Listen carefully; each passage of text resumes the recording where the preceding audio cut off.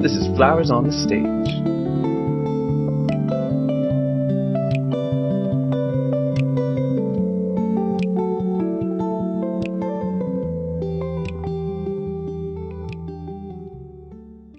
I guess one of the most important things for me is learning learning your group, you know, whoever's involved in your thing, and learning how to work with them and treat them as they need to be treated, but also like, you know, being strong enough to pull them out of whatever thing they might have in order to get the group to work together, better.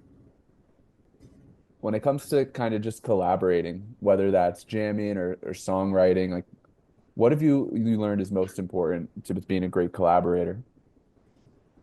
Yeah, just being open, having open ears is the biggest thing, and that's like the probably the first musical advice I got from my dad, who is also a musician, and played a lot back in the day.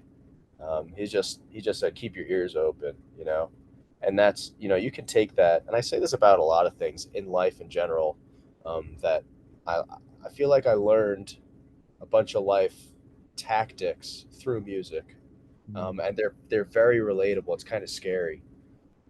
Do you ever catch yourself kind of having closed ears? Yeah, for sure. It's very easy, and it's only like a natural human thing to get locked into, I think. Um, but keeping an honest tally of yourself, and being open to tell yourself that you may have made a mistake or wrong about something is hugely important.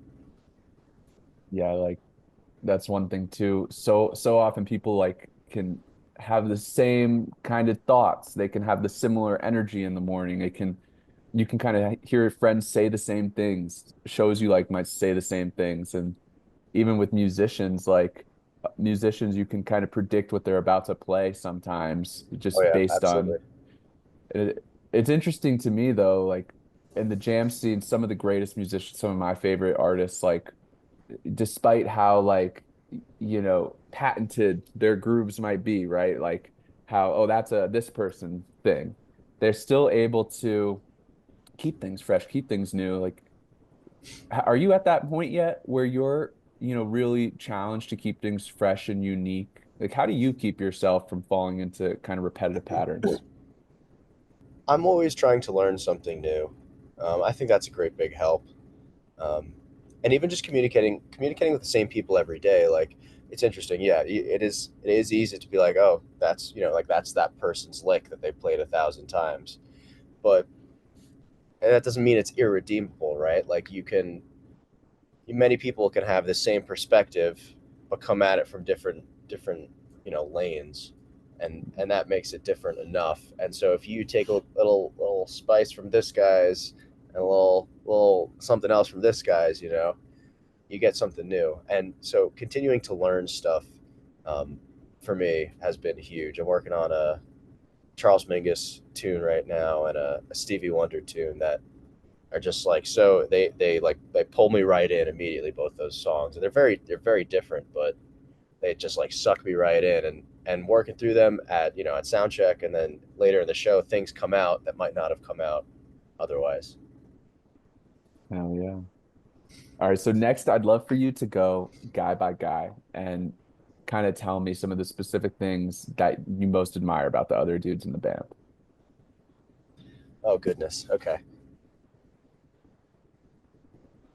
so let's I guess we'll we just are came up with a rotation yesterday of we're trying to inject weekly cover tunes into our work, and whether or not we play them uh, on the stage or not is not the point. Just tunes for us to learn and play.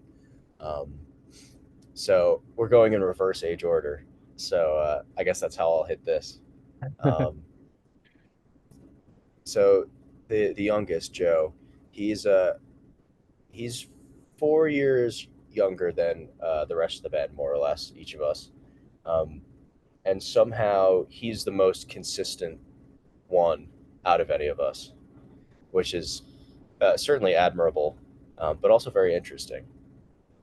Not something you generally expect of the youngest member of a rock and roll band. So I think that's great.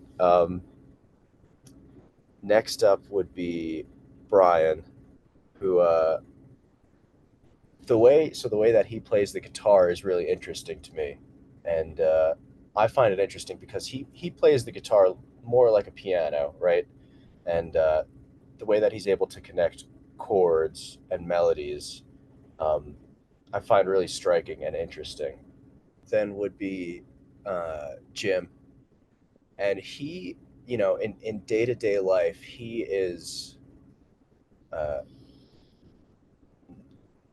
really easygoing and not quick to jump on anybody's case or anything, and just so easy to have a conversation with, no matter what the conversation might be.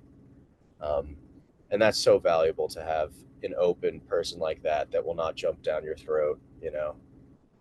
Just easy to talk to. And I guess lastly would be Sam, who is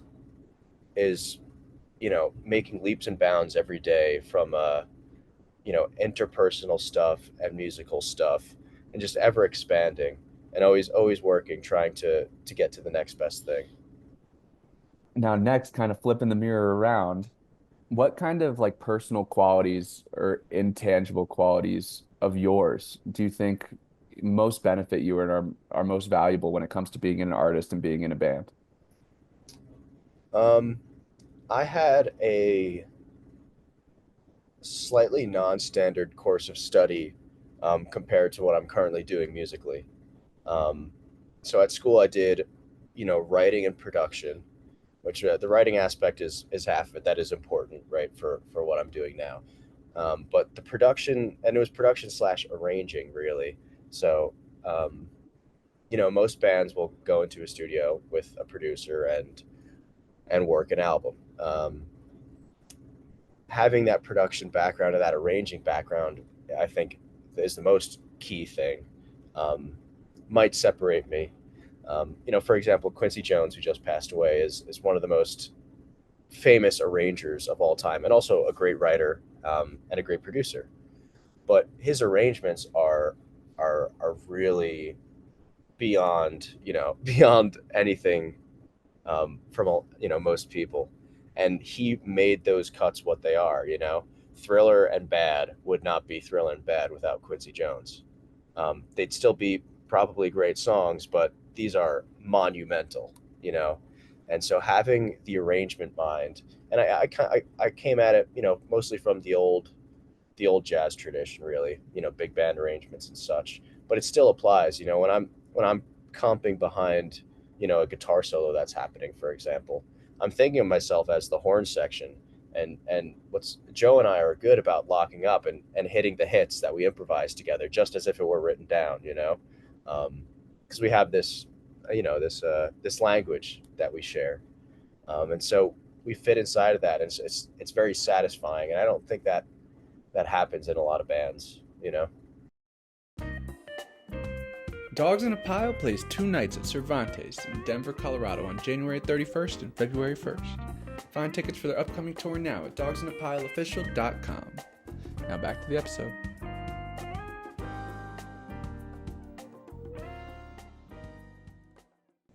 Is there anything as a band or you personally that you guys think you don't do, that you avoid doing, that you think avoiding it helps you? I guess, and another thing that I'm personally working on is not getting so hung up, because at the end of the day, it is just music, right? It's more or less inconsequential, on the grand scheme of things. Um, but seeing that and feeling that is near impossible. I mean, because you get so emotionally attached to this stuff. Um, And fans love music though, because you can feel like in a lot of cases the pride and the how much attention to detail's gone into something, and you can feel that. So in one sense, like yeah, you don't want to be overly precious or critical of it, but at the other end, like that's probably what, has led a lot of great things to be great. yeah, for sure. I mean, there's there's something to be said for, obviously critiquing a performance or a song or whatever, and keeping your head on straight, but also just running through it unbridled by anything is there's something there too, and that's Hmm. I feel like that's something that we could get better at. We do hem and haw some, um, but we're still young and we have a lot to learn yet. Good mindset. Still young and having a lot to learn. If you don't mind me asking, what would you say is your like biggest self-doubt?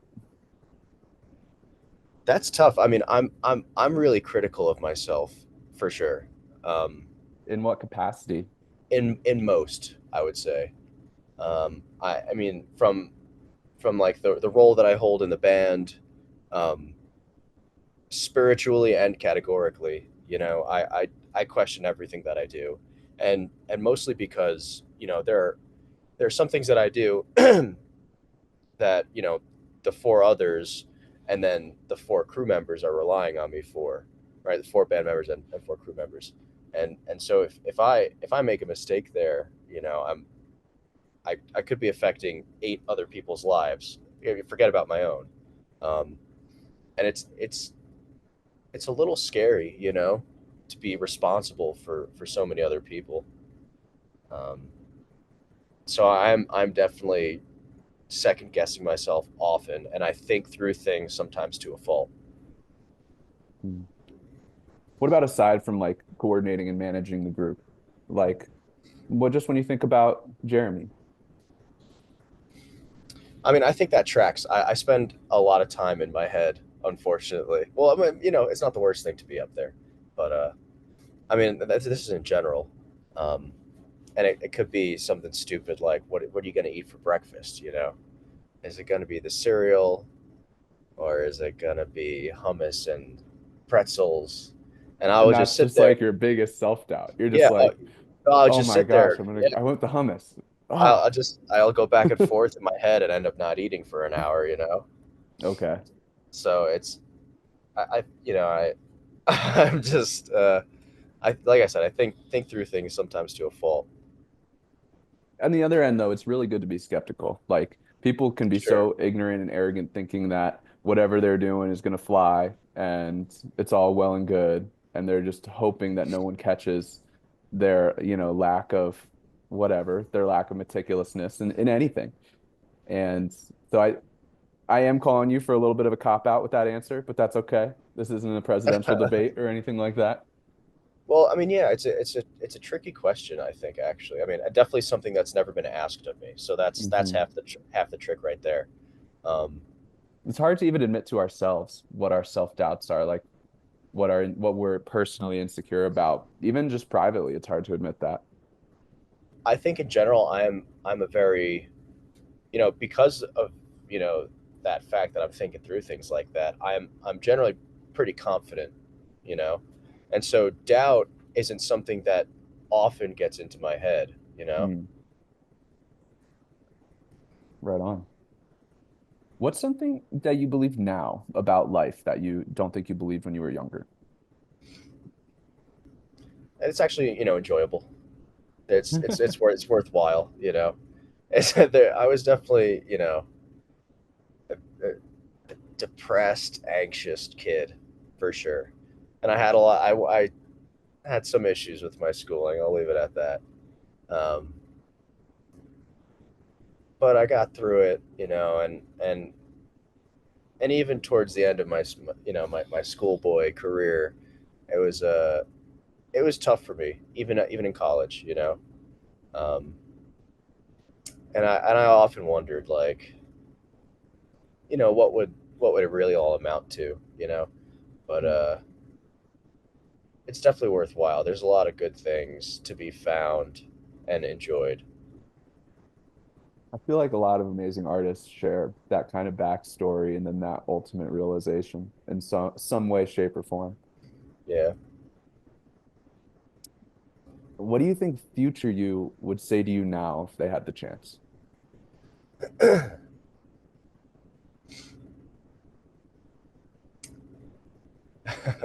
Maybe dress a little nicer. Uh, I have some funny outfits that I feel like will not age well. Um, that hasn't stopped me in the past. Once again, that's my confidence showing. Um, but I enjoy them now. I guess that's right. Yeah, I'm not sure. That's a tough thing. I mean, like, 'cause if you were to ask what I would say to myself 10 years ago, right now, it'd be more or less the same as that last answer.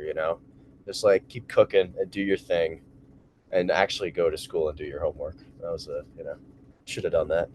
But yeah, now it's just like I feel like I'm in a good thing, and I'm really cooking on it, and trying to be the best I can and consistent with it too. Um, but also just making time outside of the business and the Got to music. smell the roses. Yeah, I often get caught up.